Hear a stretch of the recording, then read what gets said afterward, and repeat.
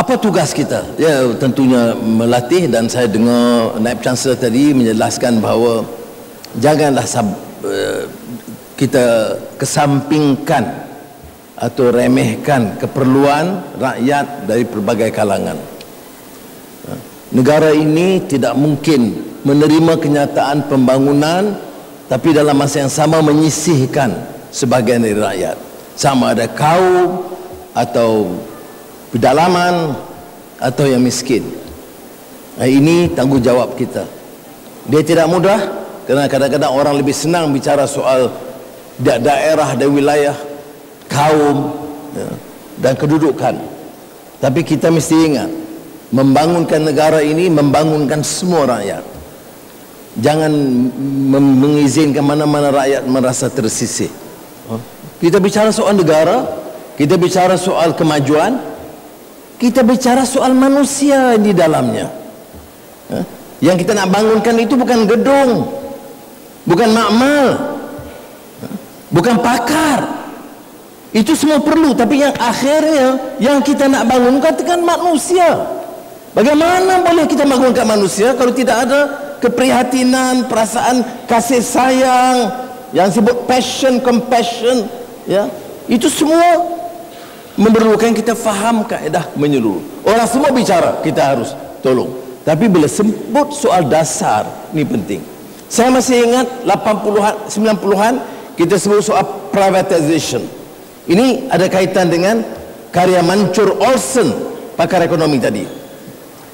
Privatize, yes, okay, good.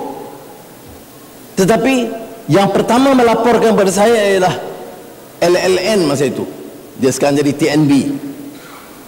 Wah, bangga kerana tahun pertama untungnya 400 juta ringgit. Jadi sebagai Menteri Kewangan saya harus bangga. Tapi saya tanya, oh bagus, alhamdulillah. Maknanya better management, better service, more efficient, okay, more regulated, fair. Kemudian saya tanya, bagaimana pekerja kamu? Apakah pekerja mendapat layanan yang setimpal dengan keuntungan itu? Oh bagus, baik. Bagaimana sekolah-sekolah dan mutu pelajaran, kemudahan pendidikan anak-anak pekerja tadi? Di mana mereka tinggal? Bagaimana kedudukan rumah mereka? Apa semua ini nak bebankan kepada kerajaan? Ini syarikat ini dah untung, sekarang dah berbilion. Bayangkan, ini dia yang kita sebut negara madani. Maknanya keuntungan dibolehkan, tetapi lihat nasib pekerja serendah-rendahnya. IJN ini masyhur kerana perkhidmatan yang baik, kepakaran yang setara dengan yang terbaik di dunia. Saya akui.